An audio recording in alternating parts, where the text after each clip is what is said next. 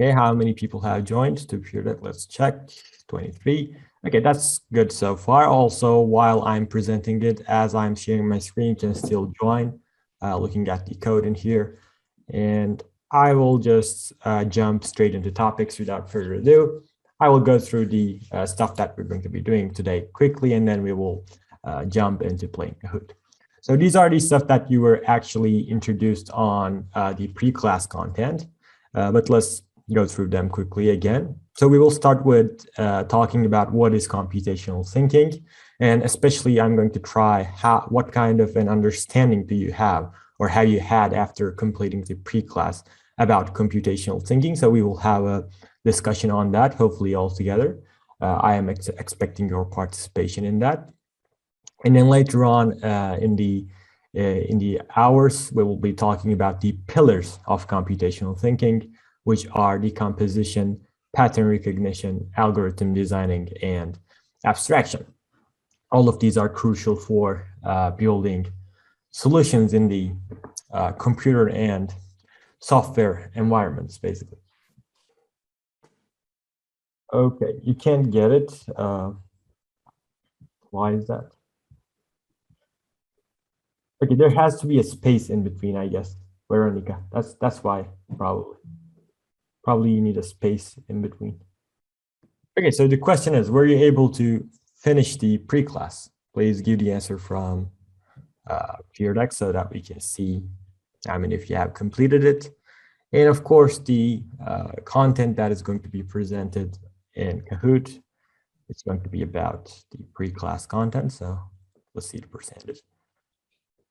Okay, it seems like half of you have completed and half of you haven't. That's not bad. That's okay. Doesn't matter. It still doesn't work. Okay, you can click on this link. I guess we should have a link for it as well. Here you go. You can click on that link, and that will also make you join the session.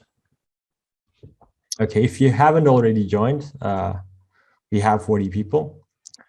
That basically means most of you have joined. If you haven't already joined, please join to PeerDeck because we will have a lot of questions and a lot of discussions, and that will enable to all of us look at the responses together here in my screen. Okay, so let's go. This is the first question. What is computational thinking? So what is your understanding of computational thinking? Please put this answer in the chat. I'm looking at in the chat. Try to predict it, even if you haven't completed the pre-class. And if you have completed, please try to put it in your own words. What is computational thinking? It's just 6 minutes in here, but just put an explanation right now.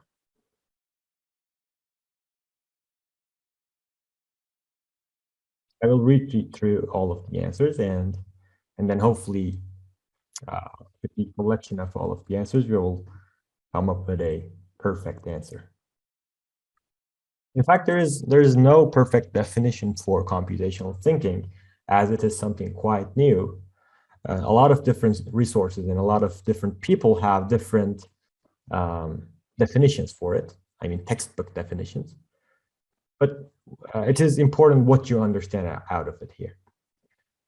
Hilal says, method for solving problems using computers as tools. Yeah, that's actually a good point. So it helps you enable, use the computers for solving a certain problem, or it helps you build a solution for a problem which can be executed by a computer. So that's a good explanation. It's a way to solve problems. That's also a good explanation. It's a way to create solutions, right? It's a way to interpret a problem and then create a solution for it, which is probably going to be executed by a computer. That's also a good definition. Must step between having a problem and a solution. Yes, good one. Mm-hmm. Computational thinking is a method of solving problems through computers. Yes, that's also correct. We'll discuss that. Way to solve problem. Mm-hmm. instructions to solving a problem. So it's actually finding those instructions to solve a problem, right? That's computational thinking. A way to solve problems using specific methods of instructions. Again, the way we find those instructions, with the way we come up with those instructions, that's computational thinking. It's a way of solving problem with using decomposition, pattern recognition, abstraction, and algorithms. Yes, and we will go through all of them one by one. Each one of them we will talk about. Okay, I will skip the duplicate answers, and they're probably correct as far as I can see. Okay, so think like a machine. This is actually something that we have to keep away from, this definition right here. Think like a machine, or think like a computer, or think like a programming language, think like a compiler. That's like actually something that we are trying to keep away from. That's why we have computational thinking. Because, for example, we want the computer to do the arithmetic operation, per se, and we don't want to execute that. The execution of the arithmetic operation, such as 5 plus 6, for example, this is thinking like computer. So when you say 5 plus 6 is 11, this is what we want the computers to do. And this is thinking like a computer if you say that computers are thinking. And that's rather a philosophical discussion, probably. But the thing here is that the computational thinking is that we want to generate our solutions for the computers to execute them. Okay, so we will have the solution ready, and then we will put it in the computer. And having such a solution requires to come up for that solution with computational thinking pillars and concepts.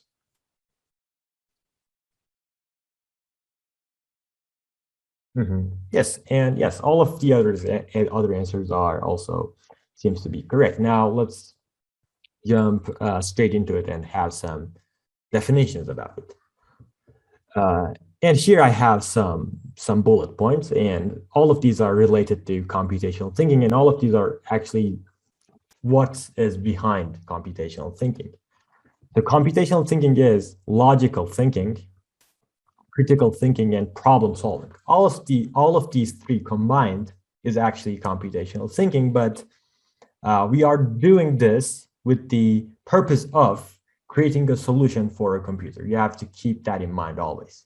Logical thinking, for example, you don't always think logically for generating a solution to be executed by a computer, right? But in the context of computational thinking, you have to think logically, and you have to always keep in mind that you are going to be generating a problem that is generating a solution that is going to be executed by the computer. But definitely there is logical thinking involved in it. Again, critical thinking. What is that? It's basically questioning stuff, right? You question stuff and you try to find solutions for certain problems. You try to look into it from different angles, look into the problem from different angles, and generate the required solutions for it with those different perspectives. This is critical thinking. And again, definitely it is involved in computational thinking for coming up with that solution that you're looking for. Again, it's like a little repetitive, but it is important, which is going to be executed by a computer. You have to think critically. And last but not least, problem solving is, of course, it is at the heart of computational thinking, because that is our sole purpose, actually. We want to solve problems. We want them to be the solution to be executed by the computer. We put these together, and that's basically computational thinking. So problem solving is at the heart of computational thinking. Do you guys have any problems? Okay, all of the words are mixed up. Do you guys have any questions so far? Nope.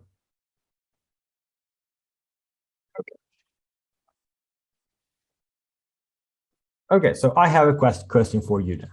If a problem is too hard, what you should try to do? So a problem is too hard, and what would you do? But please do not answer as if this was a computational thinking course. Think about your real life cases. A problem is really hard, and what do you find yourself doing in that case? And please send an answer from Feardeck. Okay, somebody already said divide and conquer, for example. Do you always divide and conquer your problems in your daily life? Be honest about it. Yes. Okay.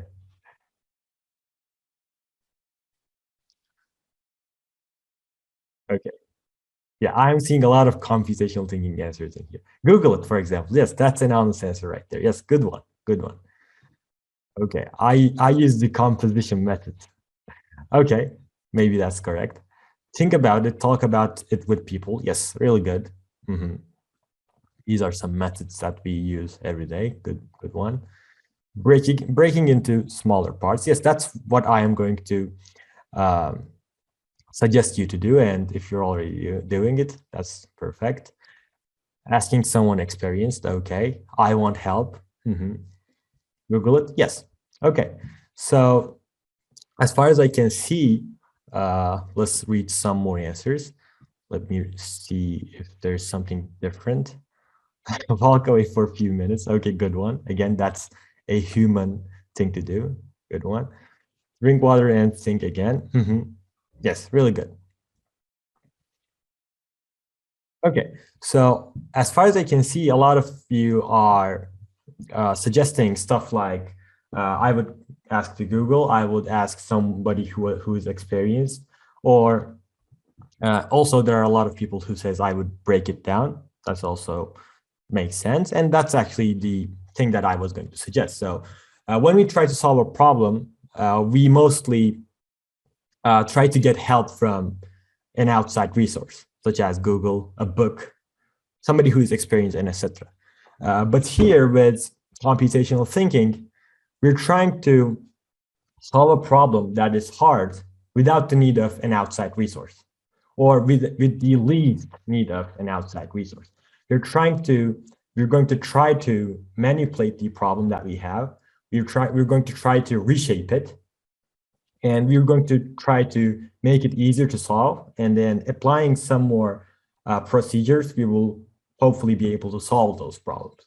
This is what we're going to be aiming here. But of course, not always you're going to be able to solve the problems. For example, a lot of the people said, I would break the problem down. Okay, let's say you have a really big problem, and then you break it down to smaller problems so that you can solve it easier, solve each problem easier. But what if you encounter with a problem that you don't know how to solve to, you don't have the solution to? You break it down again. Okay, how about having another problem that you have the solution to in the lower layers of the decomposition? At the very microscopic scale, for example, after breaking all the problems down, you might not have the solution for the last one. And at that point, we're going to be looking for the solution for the outside resources. It could be Google, it could be somebody experienced.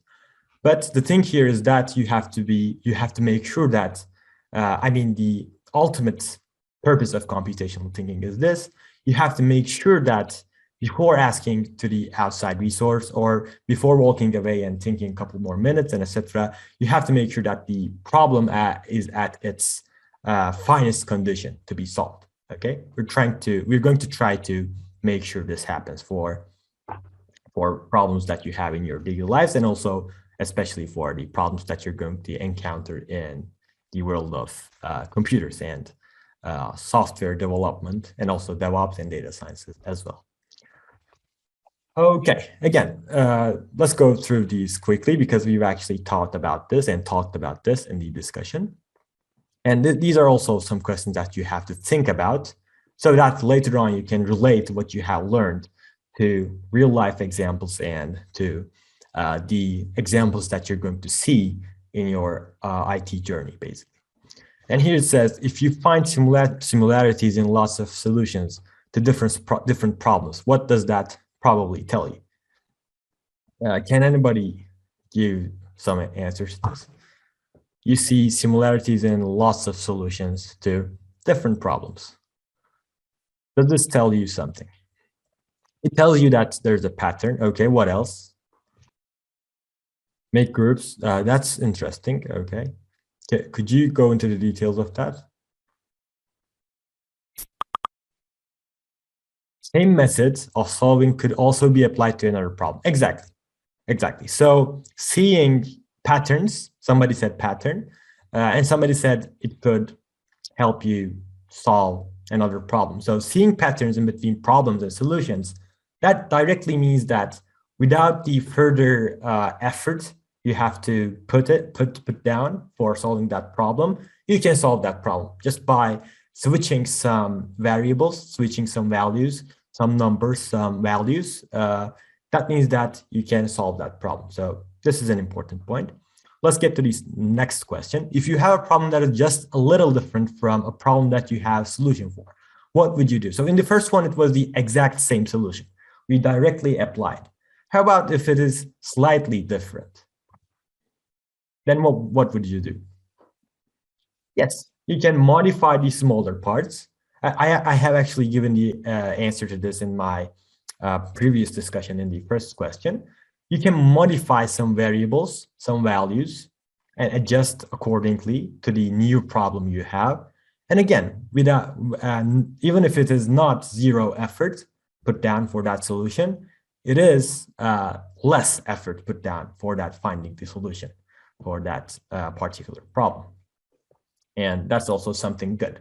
Again, in computational thinking, we're going to aim for this, for not being repetitive and for having solutions for future problems in less time. We will do computational thinking. I will continue from where we left. Let me actually do a quick reminder on what we've discussed 15 minutes ago. We tried to actually think about some the way we look at problems in our daily lives. We actually try to discuss those and what kind of interpretations do we have as humans normally in our daily lives. And from all of the stuff that I have collected from you, all of the ideas that I've collected from you, we have seen that we have certain ways of interpreting problems as human beings, and some of them are actually not well optimized, and some of them are not the perfect ways to finding a solution as fast as possible and finding the best solution. And with computational thinking, we said we're going to try to get better at finding solutions to their problems in terms of finding a good solution that will be working good, working for different versions of that problem, and etc. And the speed that we find that solution, we're going to try to increase that.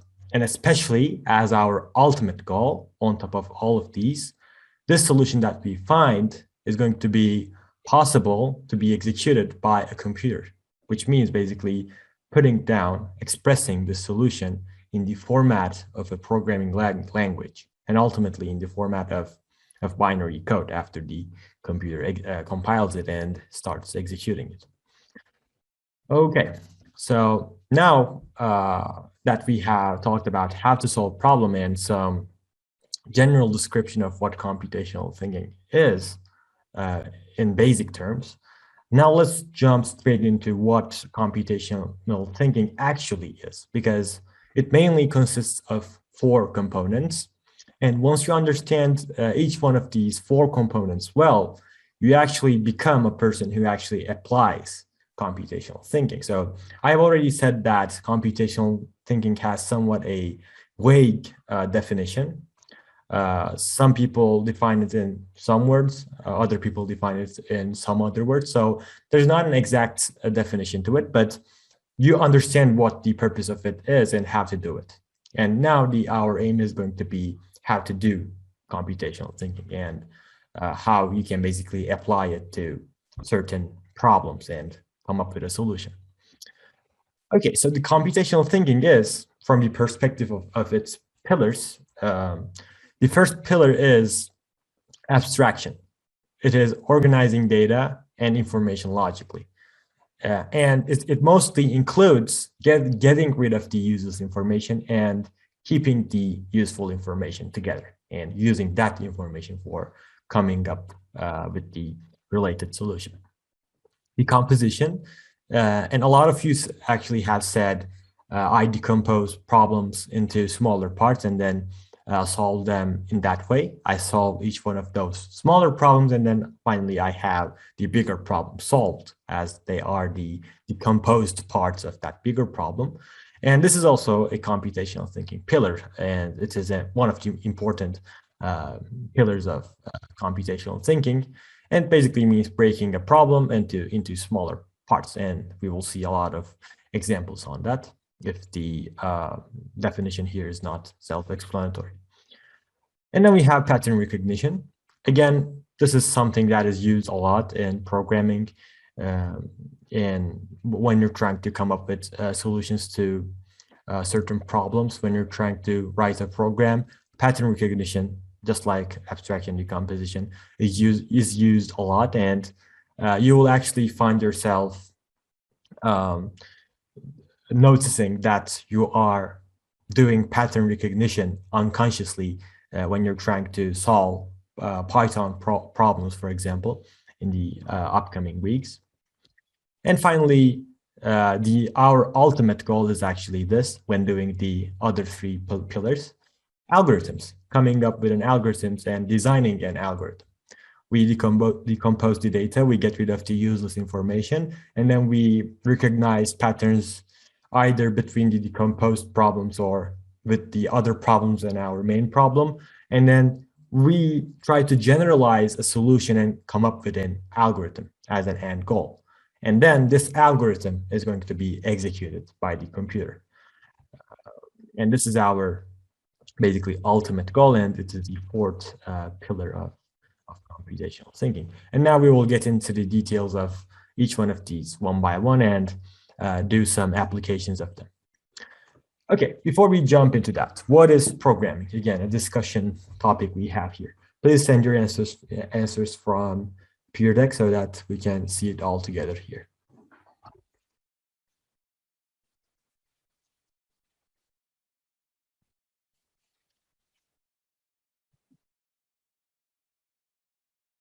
Programming, what is that?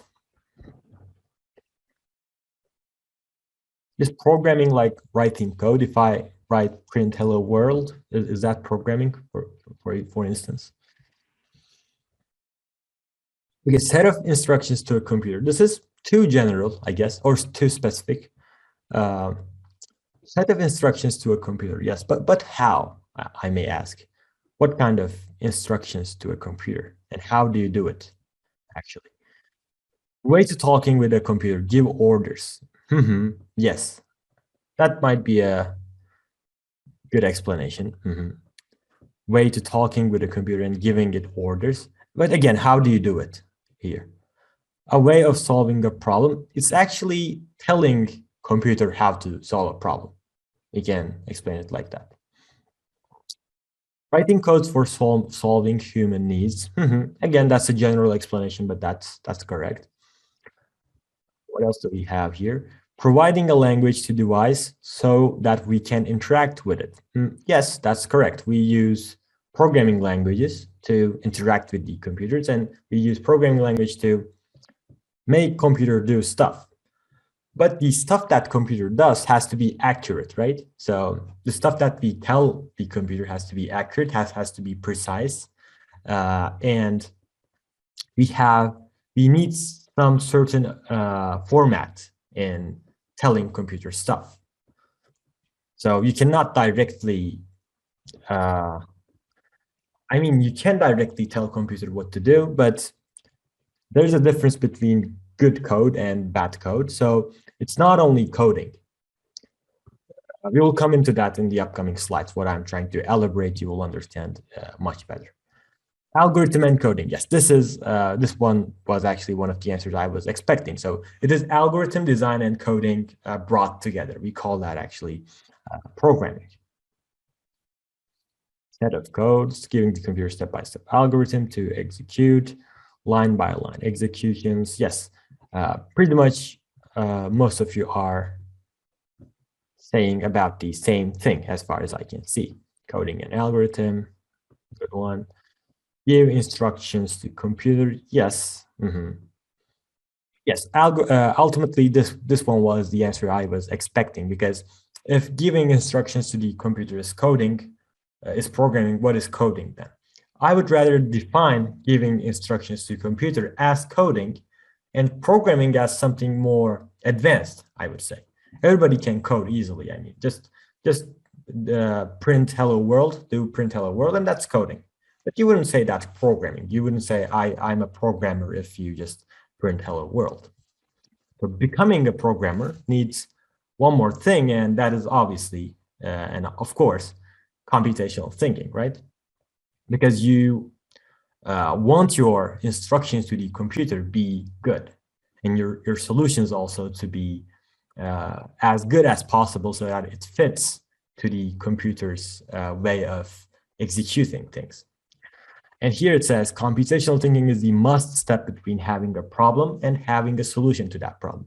Computational thinking aims to teach how to form a solution such that it can be programmed into a computer. So basically, algorithms and computational thinking, that involves coming up with an algorithm at the end of the day and coding that we call a programming. So to become a programmer, computational thinking is a must step here. So this was to emphasize the importance of computational thinking. Okay, so any questions so far? Okay, no questions. Good. Now that we have talked about computational thinking and had an introduction to it, we can jump into the pillars of it in detail. We've already talked about them, and all of you already have somewhat an understanding about each one of them. But now we will get into the details of them, and we are going to actually try to apply them on certain problems. And we will start with decomposition. It basically means breaking a problem into smaller pieces. So you have a hard problem in the beginning, and then you break it down into smaller pieces, an easy subproblem which you know the solution to, another one, and then you have another hard problem. Still, if you still have that, you split it again into smaller ones, and you have easier subproblems. And then if you one by one solve these problems, you will ultimately have solved the hardest problem that you had initially had. This is what decomposition is. Now, for example, before I give my own examples, could you please try to think about some decomposition examples from your daily lives, from your occupations? It could be anything. Actually unconsciously, we decompose stuff, even if we don't call it the decomposition, and we don't say I am decomposing stuff right now, we actually decompose stuff. You guys think of some examples. You have a hard problem and you break it down to smaller problems, which are easier to handle and easier to interpret, easier to understand.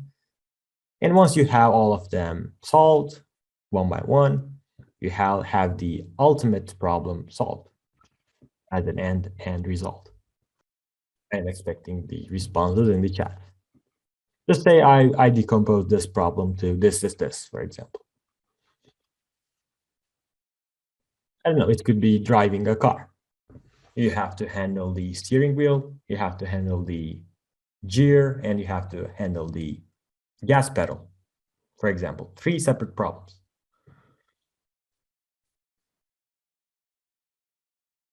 Okay, so you're saying that, Aisha, you're saying that it's not hard, but it's actually hard. Because when you say baking a cake, if you go ahead and bake a cake to a kid, for example, not even a kid, a person who hasn't ever done it. If you tell them to go ahead and bake a cake, it's going to be really hard, because baking a cake, this problem is actually really hard and involves a lot of different steps inside. But if you were to break it down, that basically means giving the instructions to it step by step for each part of the problem, that person who has never baked a cake will be able to bake a cake. And this kind of situation is also present with computers. Computers actually do not know anything at all. They do not know anything at all.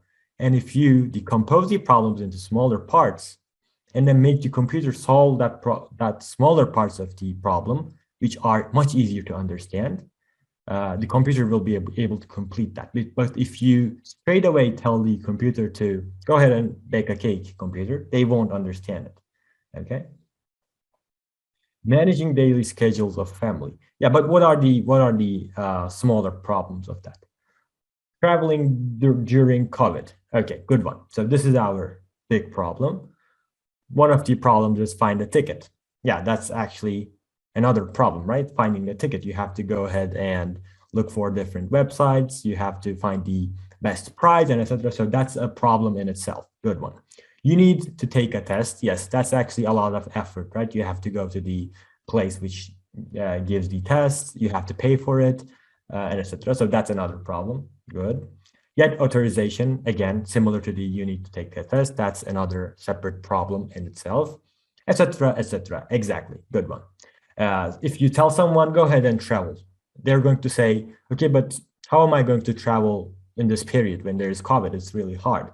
But if you give them these smaller problems that are present, it will be a lot easier for them to complete all of these steps one by one. Otherwise, they would have to Google it. They would have to figure out how to do it. In terms of humans, I'm saying computers are not even going to be able to do this. They cannot Google on their own. But if you give the smaller problems to a person who doesn't know it at all, it will be a lot easier for them to, say, travel during COVID or bake a cake and etc.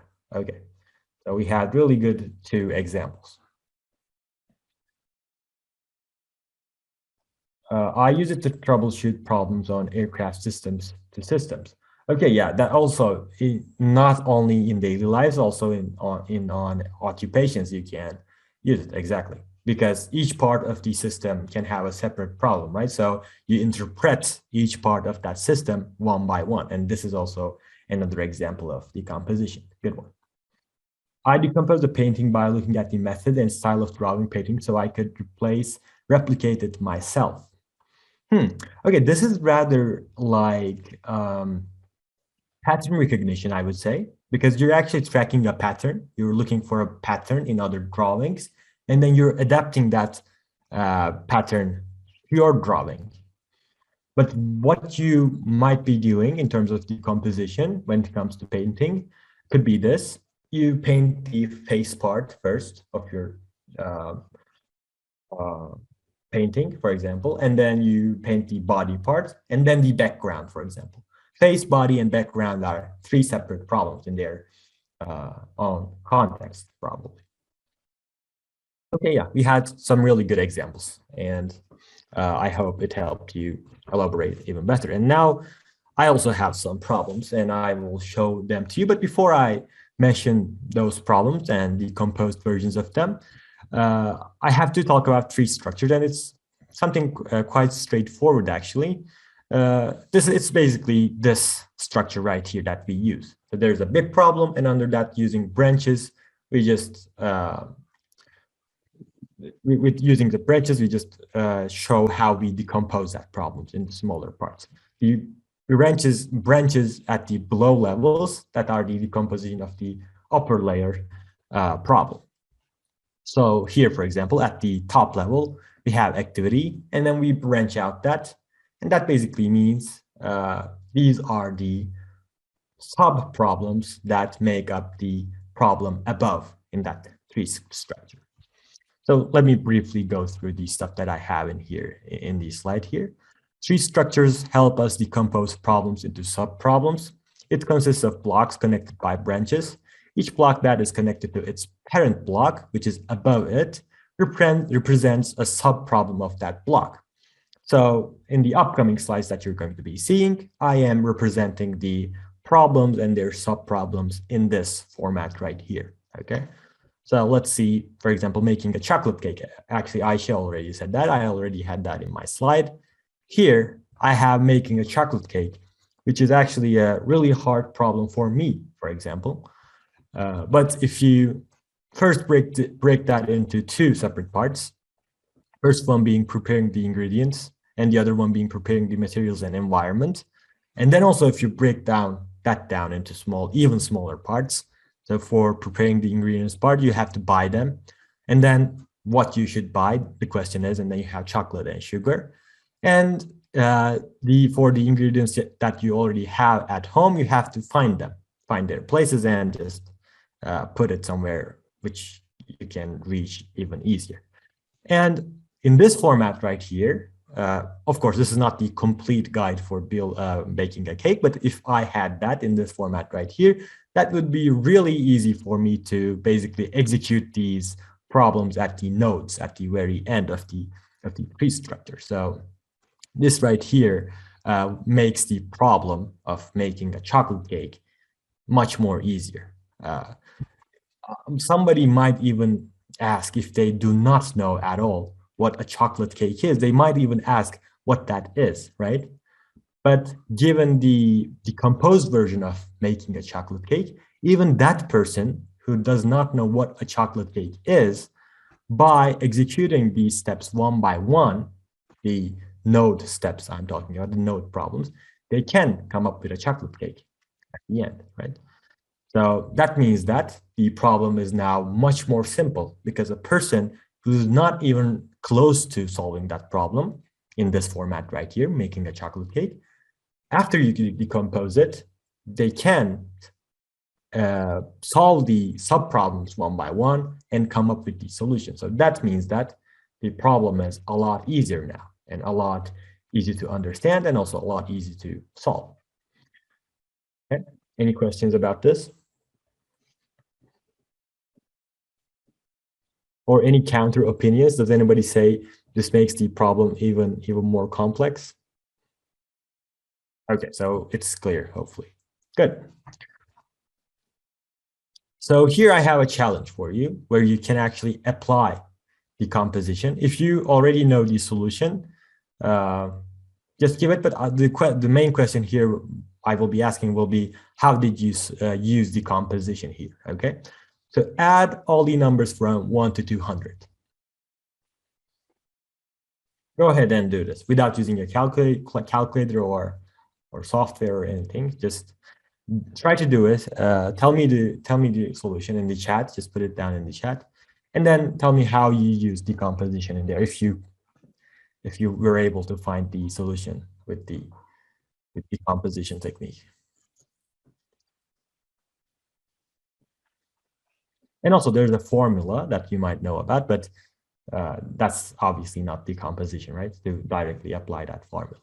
But formulas are actually examples of pattern recognition. We will come to that in the upcoming slides.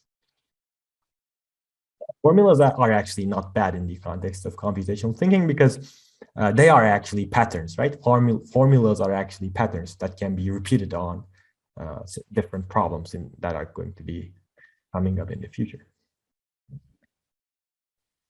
Okay, so if I were to try to decompose this problem at first sight, for example, I could decompose it like this. So I have 1 plus 2, and then I have 3 plus 4, I have 5 plus 6. All of these are smaller problems, but then again, I don't make the problem easier in that way, right? I will add 1 plus 2. I will have to keep that in mind.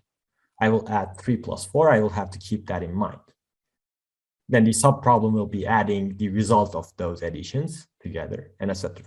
This doesn't make it easier. So we have to change the problem, manipulate and mutate it in some way, and then we will have to apply decomposition in that format of the problem.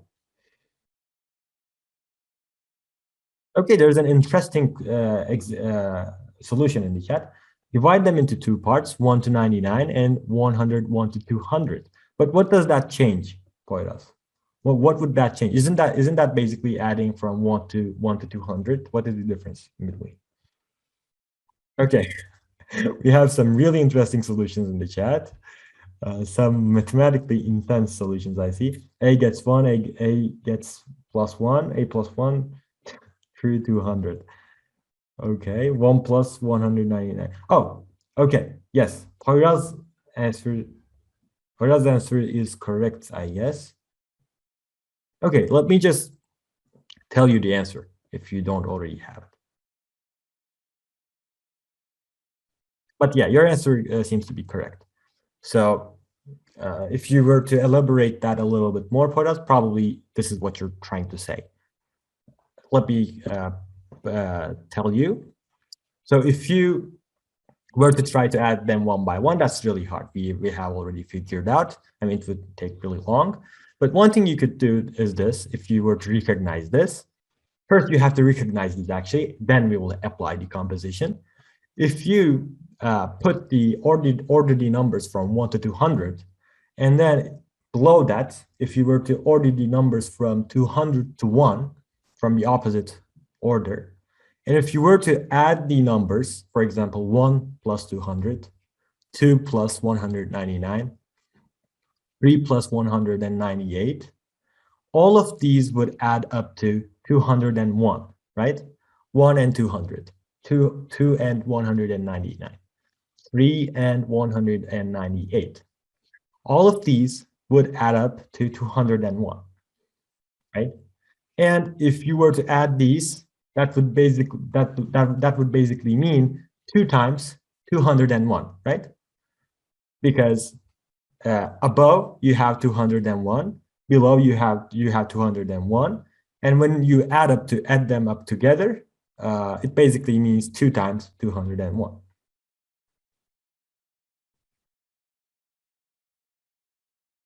Sorry, not 2 times.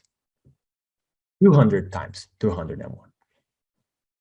Yes, Leila, that's exactly your solution. And where is the decomposition here, you might ask? The decomposition here is that it is really easy to add 201, 199 and 2, and etc., right? All of these additions add up to 201. So to come up with the solution of that is really easy because all of the answers to all of the problems of those additions are 201. So if you basically multiply 201 times 200, because that's how many times you have 201 there, it's 200 times. And then divide that into 2, you basically come up with all of the numbers added from 1 to 200. See, so a problem that seemed really hard and complex became really simple when you decomposed it and manipulated and changed it, actually. Excuse me. Sorry, do you mind like writing it out or drawing it out or something like that so we can see it visually? Sure. Let me show it to you. Okay, right here. So we start from 1, 2, 3, 4, and this goes up until 200, okay? And here we have, below that, I write 200, 100, 199, 198, and up until 1, okay? So if you add these up, 1 and 200, that will give you 201. If you add these up, this will also give you 201. Also, if you add these, that will also give 201. Let me put it this way. So if you add all of the numbers above and below together, all of them will give you 201. How many times is that 201? That's 200 times 201 because there are 200 numbers there, right? There are 200 columns in here because it's from 1 to 200. That's 200 numbers there. So if you add up all of these together, that's 200 times 201. But here we haven't added numbers from 1 to 200, but we did that 2 times, right? Because we have numbers from 200 to 1 in here and also in here. So when you add them all together and then multiply that by 200, you have all of the numbers from 1 to 200 added together 2 times. So that's double the amount that we need. So 201 times 200 and basically 200. This gives you 2 times numbers from 1 to 200 added together. But I only want 1 times of that, so I divide this by 2. And instead of adding up each number one by one, 1 plus 2, plus 3, plus 4, etc., without doing that, thanks to the decomposition, generating a lot more easier problems to sub-problems to solve. These ones are those problems, a sub-problem, another one, and another one. I solved all of them at once because all of the answers to them was 201. That made the solution to the problem a lot easier. And then basically I came up with the solution. So what would be the answer to this? It would be 40,200 over 2, right? So it would be 20,100. Is that right? Am I miscalculating? Shouldn't it be 100 times instead of 200? Because you basically it's cutting it in half. Yeah, so it's basically 100 times 201. Mm-hmm. Yeah, so it's this one right here. That's correct. Okay, is that clear now? Pete, was it you who asked? Yeah. I just wanted to visualize it so that it would get me in the habit of kind of, especially for something that I'm dealing with for the first time, how to like put it on paper if I need to, because I'm not sure about everybody else, but sometimes when you're saying something for the first time, you may need to like draw it out and visualize it before it will work. Yeah. This kind of problem, I wouldn't, necessarily like write it out like this in order to get it to work, but I'm sure I can, figure it out a different kind of way. But this is really cool though. Yeah, that sounds great. So not only in this problem, but we will see how you will be decomposing in other problems.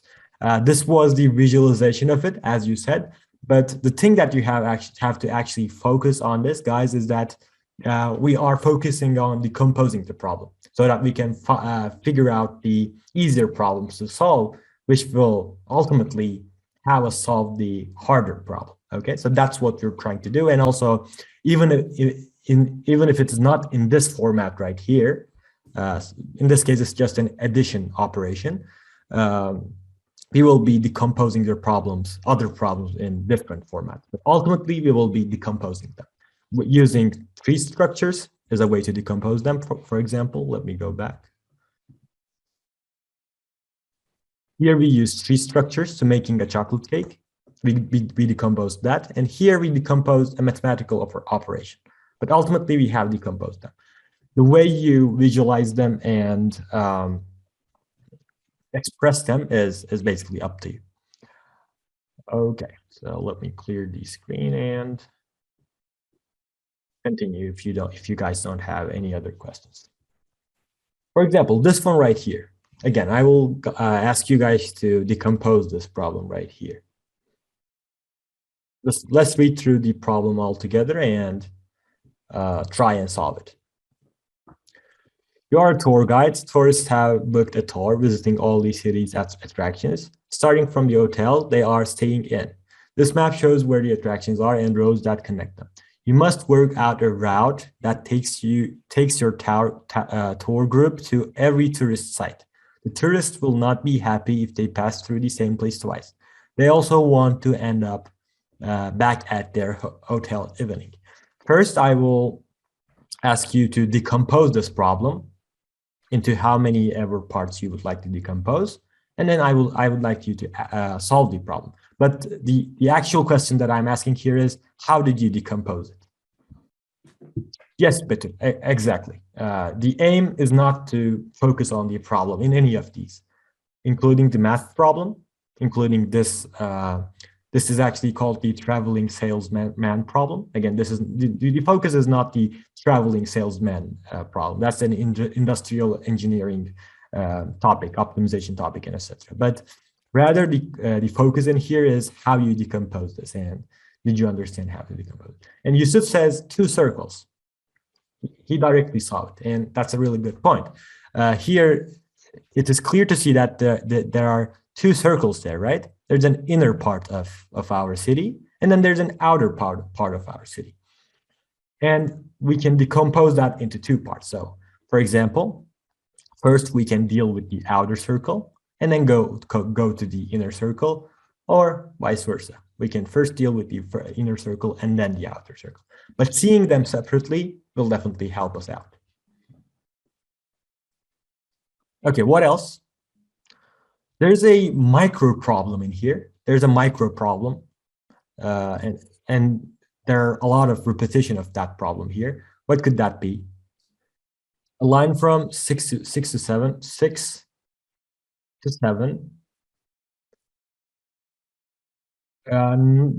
That's not the actual problem I'm talking about. Oh, that's your problem. Yeah, actually, we don't even need to use that, right? Okay, but how about the micro problems in here? There are a lot of micro problems that we have to deal with in each step. Yeah, a lot of you are giving these solutions, but again, I'm emphasizing how do you come up with that solution is the question in here, and the actual solution is not that important in this context. Yes, not passing the same place and ending at the hotel. And for that, you have to, this is the micro problem talking about, and this is closed, Mine, good one. On each destination that we arrive, we start from hotel. We have to decide on which next destination to take, right? So actually each destination in here is a problem in itself, right? I'm at a hotel, I have to decide for the next step to take. So I have to decide on that here at the hotel, at the cathedral, at the museum, at the stately home, and etc. So all of these are separate problems. At the hotel, I might want to travel to zoo or cathedral or fountain. Let's say I travel to zoo, then I will have to travel to either castle or park. Castle or park does not really make any difference. Let me move to park. And here from park, for example, if I move to fountain, I go to the outer circle, which might create a problem because I'm jumping between my sub-problems, for example. So each one of the decisions that I make on each circle here is a separate problem. And I have to interpret that one by one. So I have to decide like this. So hotel, cathedral, museum, stately home, art gallery, fountain, and then park, waxwork, statue, castle, zoo, and hotel. I find the solution, but I did it really fast. But basically what I did was I considered the best option in each destination I arrived at. So that's those are the micro problems, the smallest problems that we have in here, which is another example of decomposition. Okay, is this clear? Any questions? We also have the answers. Okay, let me see some answers here. Remove the numbers known as decomposition. We are given the factories will be upset. They will visit the someplace twice. What we can do is remove the numbers and rearrange. Okay, that's interesting. Okay, is it clear? Any questions? I actually did not understand this proposition in here. If you would like to come up and speak up and explain it. No questions. Okay, it's clear. And yes, the answer, those who said 2, 3, 9, 11, 10, 1, 4, 7, 8, 6, 5, 2, or any other answer also would probably work. 2, 1, let me see, does that work? Yeah, 2, 5, 4, 7, nope, that wouldn't work. 2, 5, 6, 8, 7, 4, 1, 10, 11, 9, 3, 2 would also work. That's another possible solution. But this also works. But the important thing in here is, again, I repeat myself, how do you come up with that solution? For example, I was able to come up with 2 separate solutions, and the methodology I used for both of them was the same. First, I didn't jump in between the circles when I was inside one of them and just going around it. And second, on each point I arrived at, I decided on which square to move. And the rule for me at that point was basically do not move to the other circle from one circle if you're in the middle of going around it. We can skip this because we've already talked about it. We've already talked about how to branch out this problem, but let me just show you guys. Basically break down the problem of going to work into parts. What I did was prepare yourself and prepare your equipment. Also, that has some sub problems. Brush your teeth, get the toothbrush, get the toothpaste. This can go even further. But as soon as the problem is as simple as it is needed and it can be solved, you don't have to go any further.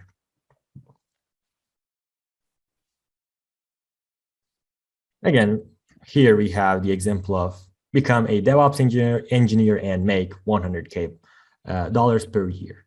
First, you have to have some technical knowledge. Those technical knowledge are some tools. Under those tools, there are some details of those tools and software. And under that, there's some more details, some more details, some more details. And if you were to go into the layer at the lowest level and do them one by one, and also come here, do them one by one, at the end of the day, you will become a DevOps engineer, this says. Okay, so this was pattern recognition. Do you guys have any, sorry, this was decomposition. If you guys have any questions about decomposition, please go ahead and ask. Otherwise, I will be continuing with pattern recognition for the upcoming 5 minutes, and then we will go for a break. I will do a quick introduction on pattern recognition. No questions? Okay. If you have questions, you can also go ahead and speak up. All right, so pattern recognition. This is also another important concept, especially for those who are going to be continuing from the full stack path, also data science and DevOps, actually, but especially for full stack path, you're going to be creating classes. And classes are a really good example of pattern recognition and application of the pattern recognition to create stuff. And what pattern recognition is that pattern recognition is basically recognizing patterns in different things. This could be solutions or problems, and being able to apply these patterns in the solutions of other similar problems. Pattern recognition is good because we don't have to come up with a completely new solution from scratch each time we encounter the same problem. Instead, we apply the patterns that we have previously recognized. I have an example here that I really like of pattern recognition, the cats example. This could be applied to dogs, to humans, to cars even, but I have a cat example in here. All of the cats have a tail, right? All of the cats have eyes, and all of them have fur. And all of these properties that have tail, eyes, fur, these have some other properties, such as a tail can be long, fluffy, stumpy, and etc. Eyes can be green, yellow, orange, or fur can be ginger, black, or tabby, or some more stuff else.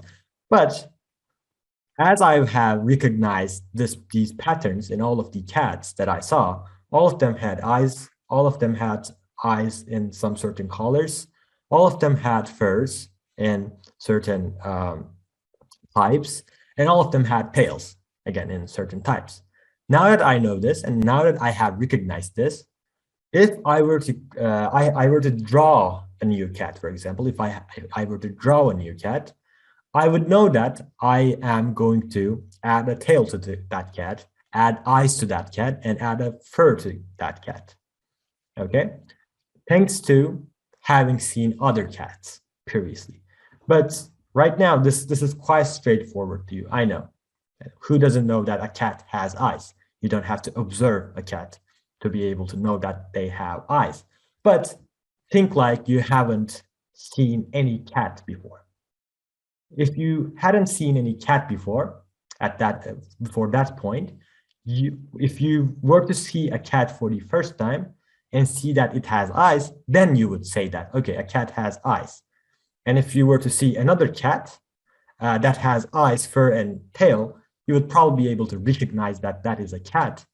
And ultimately, after seeing a lot of different cats, if you were to create your own cat or draw your own cat, you would be able to know that it has to have eyes, fur, and tail, and then you would draw accordingly because you have already seen the patterns in the other cats. And thanks to that, you know how to draw a cat. Okay, now that we have explained that really advanced and next level topic to you guys, we're now back at the basics. Here I have a question, for example. This is the most basic version of pattern recognition and using pattern recognition for solving a problem here. Because for the solution of this particular small problem, you need to recognize some certain patterns and then come up with the solution. Let's see if you can find that out. I have a lot of these. I will just basically skip some of them. Yes, it's on Pure Deck, please. Please give the answers on Pure Deck so that we can see them all together at the same time. Yes, everybody says 26. And how did you find it? The actual question here is, again, you can put that down in the class chat if you like. How do you come up with that? Yes, and yeah, it's +1, +3, +5, +7. So each time the amount added is increased by 2, or another way to put it is the added numbers are odd numbers. So, and each time you proceed with the next odd number. So here you add 1, here you add 3, here you add 5, and finally you add the next odd number coming after 5, which you added in here, and that is 7. And also here you're actually doing decomposition, if you have noticed that, without noticing it, because you're looking at each 2 numbers, right, at each time. You try to figure out that problem right there. So what kind of increase or change happened in there. You look for the same thing in this problem right here. So in this increase right here, in here again. And then finally, after decomposing and solving each one of these problems one by one. So here you come up with 1. This is a solution, a small solution. Here you come up with 3, another one, another solution. Here you come up with 5, another solution. And here you come up with 7, which is another solution. So these are all sub-problems. And then finally, among these sub-problems and their solutions, you find a pattern. That's where you apply the pattern recognition. And then come up with the next step. But coming up with the next step is not the important part here, but rather how did you come up with the next step is important. Okay, let's keep going. So we have a couple more questions. So it was 1, 3, 5, 7, and 9 increase in each step, and the answer was 26. Here we have another one. This is a little bit more, I guess, but not that hard. Let's see if you guys can get it. It requires a little bit more focus. And then I will skip the other ones because they are pretty much the same. And I believe you got the idea on pattern recognition and how it can be applied to problems, different problems. Only one person got the correct answer so far. Let's see if we can get anybody else. Okay, two people got it right. Let me wait a little bit more and then I will reveal the answer. Again, do the same thing. Decomposition, decompose each step and try to solve that step. And then after you think that you have a solution to it, just solve the other one, and see if you can find a pattern in between them. And yeah, 1, 2, 3, 4 people got it right. Good job. It was 81, and this time the key was each time you decrease the addition of the numbers of the previous number. So 1 plus 2 plus 3, that's 8, that's 6. So you decrease the number by 6, and that's your next number. So it's 117, that's 9. You decrease the number by 9, and that's 108. 18, that's 9. You decrease 109 by 8 by 9, and that's 99. And finally, you decrease 99 by 18, because 9 plus 9 is 18, and that is 81, okay? And here again, we did pretty much the same thing. We decomposed the problem into smaller parts and then recognized the pattern among them. But the one thing that I would like to say here is that here the goal was to find out the pattern, right? But not in all problems that you encounter, they're going to tell you to find a pattern here and then do this. So here the goal is really specific, and the main goal here is actually to find the pattern. But in the example of a cat, for example, probably most of you haven't thought about cats in this way in terms of classes and patterns before, right? So this is the tricky part, actually. Finding out patterns in stuff that you wouldn't find patterns in your daily lives previously in the context of computational thinking is rather more important. Improving the skill is, it basically takes time. As you write more programs, as you create more classes, as you solve more problems, this becomes automatic. You find yourself automatically figuring out some patterns in between stuff and then creating a class out of it, or applying a solution to something else, and etc. But you being aware of this, that this is there, will speed up your process of getting used to this pattern recognition issue and you starting to use it. Okay, as I have mentioned, I will just skip these. Also, we can skip that one. That's an easy question. My question is, do you have any questions about pattern recognition? I hope it's clear enough. Okay, so there are no questions. Algorithm design.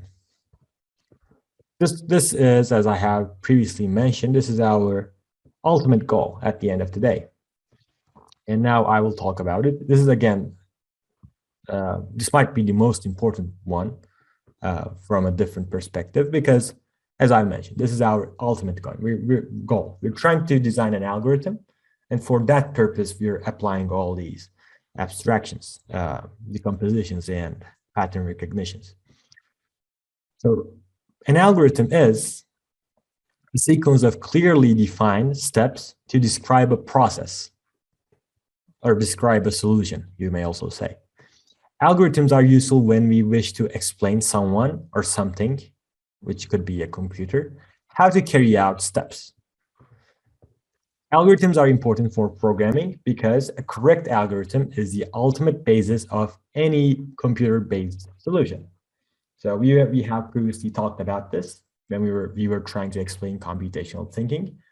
For coming up with a solution using a computer, for using the computers for solving something, the very first thing that you have to do, one of the very first things that you have to do is coming up with an algorithm, okay? An algorithm is a sequence of clearly defined steps to describe a process. You definitely have to come up with this because, again, I have mentioned this, computers are dumb and they are not able to think about things on their own, okay? They cannot give decisions on their own on what to do. So even if some really small thing is vague in the code, in the algorithm, the end result might not be what was expected. So the algorithm has to be clearly defined. So I am underlining this. It has to be clearly defined. And that's in the definition of the algorithm itself, it being clearly defined. Let's see now some examples of algorithms. In fact, I'm asking you, could you create an algorithm for brewing a cup of coffee? So I'm asking you to write down clear instructions, step-by-step instructions on how to brew a coffee.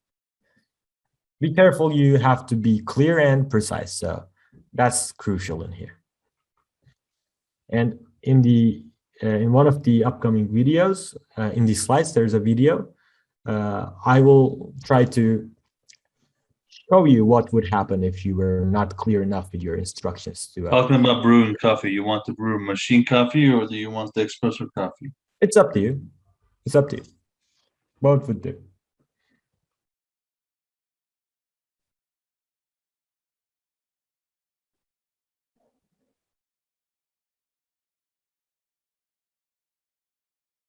Okay, let me wait a little bit until everybody puts it down, and then we will see if it's clear enough.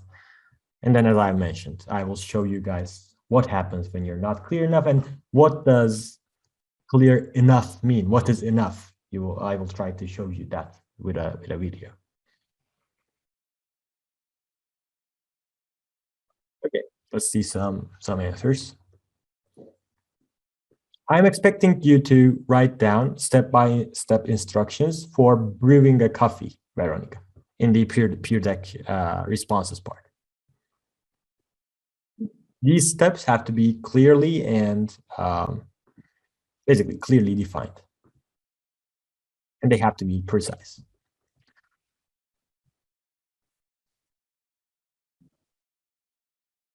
Okay, let me see some answers. Go to kitchen, take a jezza, put the spoon and the coffee and mix it. Okay, so in this case, for example, I wouldn't come up with a coffee because I'm not even cooking it here, right? This would be a cold coffee, and also it would have a lot of particles inside the coffee in this case, for example. This is definitely not clear enough, okay? This is what I'm talking about when I say clear. Here, what I would do was I would go to kitchen, okay? That also would be a really broad definition for a computer. How is it going to go to kitchen, for example? But okay, I accept that. Take a jezve, okay. Jezve is, by the way, a tool for brewing Turkish coffee, if you don't know about it already. And then you say, put the spoon. For example, where do I put the spoon is the question here. Add the coffee. Where do I add the coffee? Okay, even if I add these to the jezve and mix it, that doesn't give me a coffee, for example. Okay. What else do we have here? For one person. Okay. Get a coffee machine, put a teaspoon coffee into the coffee machine, plug. Okay, that's just teaspoon and coffee staying on the coffee machine and just plugged in. That again did not give me a coffee. Okay, I wonder if somebody gave the type of instructions I'm expecting. This is fun, actually. Mine is long. I can't read it. Okay, which one? The longest one? Is that yours? This one? I didn't write it there because it's too long. Ah, okay, I got it. You can put it down in the chat if you like. Okay, so grab a mug. Okay, open your bag of coffee. Okay, good one. Scoop up the desired amount of coffee. Okay, really good. Pour it into a French press machine. Okay, let's assume French press machine is there, so this is also okay. Pour in your hot water. Okay, wait for 5 minutes. Press down the top part of your French press machine to separate the coffee ground. Oh, okay, this one is really good, for example. This is really close to perfect, and this is really neat and clear, right? You also, I guess, would agree with that. So this one is a good one and specific. Okay, let me read one more and then proceed to the slides and the video I'm talking about. Yeah, Gözde, so that's yours. Okay, good job. Plug the coffee machine in electric outlet.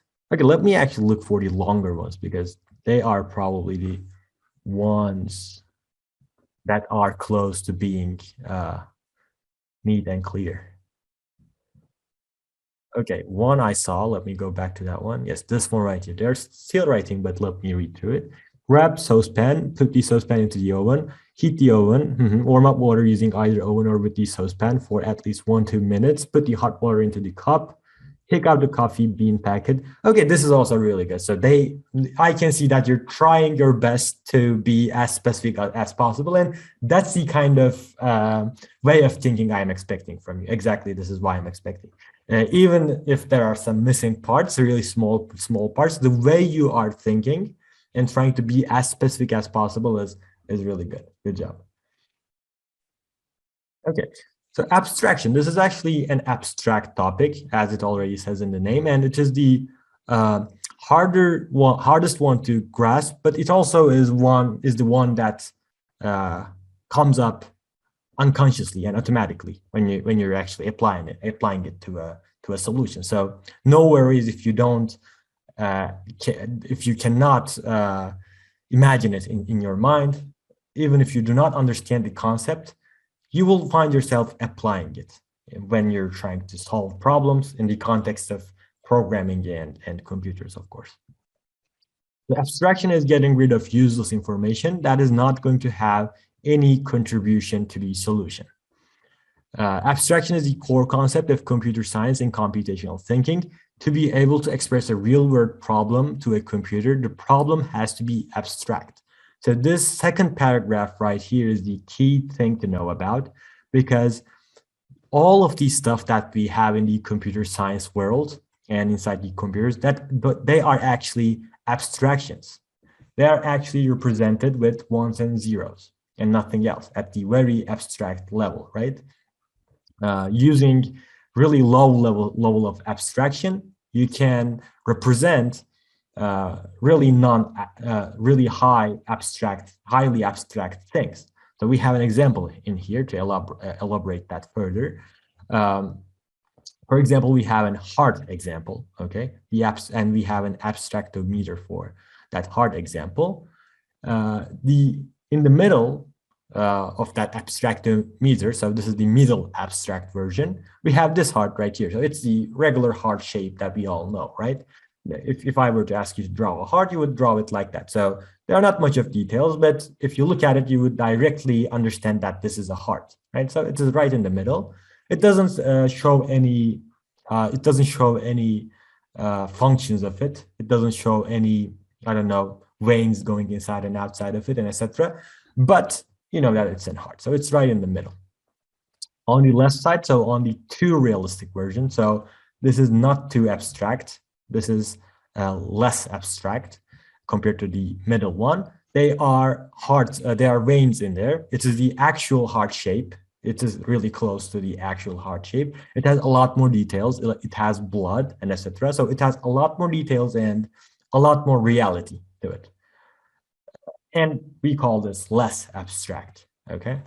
And on the rightmost end, we have the too abstract version, which only shows a red square and something going inside that. So in these cases, that was an arrow. Also, the arrow had some certain amount of detail in that. But here, it is really hard to understand that that's an arrow and that's a heart without any context provided. Okay, and this is too abstract. But some context, if some context was provided, if you knew that, for example, someone was going to represent an arrow going inside a heart, you would probably understand this analogy. Okay, the square is heart and the black line is arrow. I understand that, you would say, and you wouldn't need further details. So in that context, the rightmost one would make a lot more sense because it is a lot easier to draw, and if the people understands that, that's enough. If that's all you need, if the only thing that you want is that people understand that this is a heart which has an arrow inside it, and if the context is given, if the people are going to understand that that's enough for you. Okay, so you have to decide on how much you should abstract something. And in the context of computers, you have to go really high on this or really low, you can say. And we have a computer example in here, email example actually.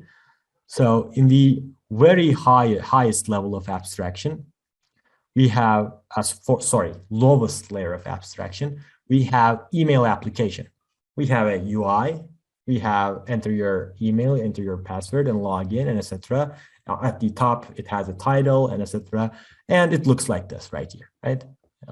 The one on the right side right here, this one right here. it looks like this. But you have to go higher in the abstraction, lower in the abstraction level, so that this can be represented in a computer. Actually, this is a really high abstraction. This actually is nothing when you look at it. There are some squares, there are some text in there, but this actually does not mean anything to a computer. You wouldn't be able to express this like this in a computer. What you have to do is you have to go lower in the abstraction level. And in the computer memory, this is a really low abstraction level. There's a huge jump in between, obviously, but this is a lower level of abstraction. You use ones and zeros. And in the really low level, you're actually using some electricity signals, right? At the very lowest layer. And that's what has some meaning to a computer. This right here does not have any meaning to a computer, but as the abstraction level lowers, that now has a meaning to a computer.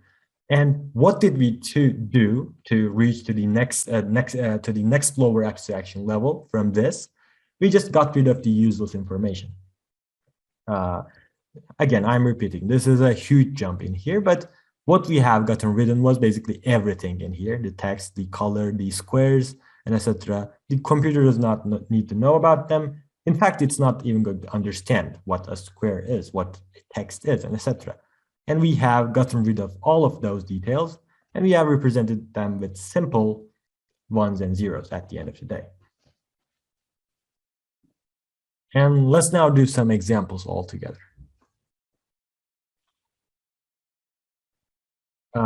Okay, we have an example. Someone said, can you zoom in screen? But I guess I cannot.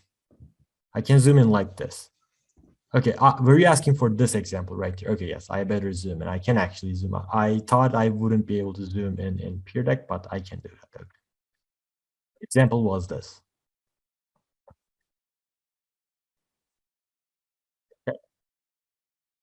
From this, we went to this, lowering the abstraction level so that the computer can understand this. That's also what we are going to be doing all the time. For example, for defining cat, we're going to define it one by one, defining its eyes, its ears, its color, and etc. one by one, and with some certain amount of abstraction. For example, in a video game, let me again give that example. You're creating a cat. You do not need the organs of a cat to be there, right? You can get rid of them in the context of a video game. Or again, you do not need to give the fact that the cats eat something in the context of your video game and they get hungry. You can get rid of all of this information. You just need that cat shape there, and you just need it moving around, for example. So you can get rid of all of that information, and with the version that you have gotten rid of the information, useless information, you're going to put that version in the game, okay? Let's now do some examples on that. You will understand it much better after the examples. So here it says, the key part of abstraction is ignoring the useless aspects of something and including the beneficial aspects. So find out the useless aspects that are going to be ignored and the beneficial aspects that are going to be considered of the items below. Try going as abstract as far as possible. For example, a house is nothing but a shelter for humans when you look abstractly. A house, it has a lot of aspects to it. It has a lot of properties. It has a color. It has a location. It has a lot of different aspects. A garden, maybe without a garden, a balcony, and etc. It can have a lot of different aspects. But at the end of the day, it's just a shelter for humans. You can look at it like that. If you look at it with its functionality, and with its useless side, the most emphasized function of it is it being a shelter, right? So please try to look at these following objects in that manner. So yeah, you can put it down in on Peer Deck for car, for pencil, house, and mobile phone. And then we will look at how I did it. Of course, there isn't a single answer to this, so all of your perspectives are important in this question.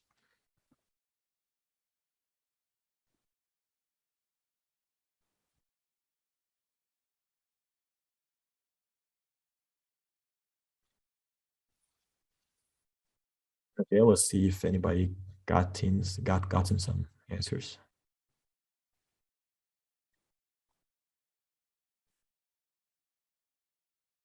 Okay, but let me put that again. I would like you to do it in this manner. So what to include and what to ignore. Also, next to that, you can say car is just a transportation something. Okay, but say what to include and what to ignore in a car, for example, to emphasize its functionality. For example, we can ignore a car's color, ignore, I don't know, how many seats it has, I guess. Maybe that's important. I'm not really sure. But you can ignore its plates. You can ignore its doors, its size, maybe, right? Because the actual purpose of it is that it just carries people from point A to B. That's basically what it is. Okay. Yes. For car, you say ignore color, plate, size, view. Yeah. These are the ones that I've just said. But yeah, and it's a transportation something. You only focus on that the fact that it transports people. Yeah, that's correct. Car, transportation, model. Yeah, you ignore the model. Is that what you're saying? I guess yes. Pencil, it writes, its style does not matter. It just puts something in the paper and that's its actual function. Good. House, it's a shelter. How many people live there? We don't care about that. Yeah, that might be a useless information in most of the contexts about a house. Good one. Mobile phone, it is used for communication. Its model is useless information. Exactly. Again, after we finish this activity, I will try to explain you how this can be used in the context of programming something and writing code. I have actually just explained that with the cat and games example again, but let's give another example with these car, mobile phone, and the other two examples. Read through some more. Car, color, engine, brakes. Okay, you can ignore the color, but the engine, yeah, you can actually ignore all of this, right? It just transports. The engine model, for example, I don't care. How hard the brake is, I don't care about that. Yes, good. House, how many rooms, I don't care. The square feet, I don't care. Yes, good one. Mhm.